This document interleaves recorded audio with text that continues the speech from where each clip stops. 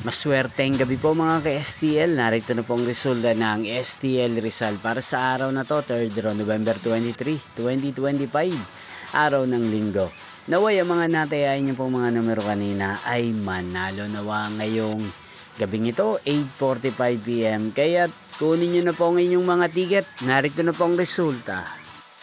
Ang mga numerong nanalo sa STL Rizal ngayong gabing ito, November 23, 2025, 8:45 PM, third row. Result 20 at 14 in exact order.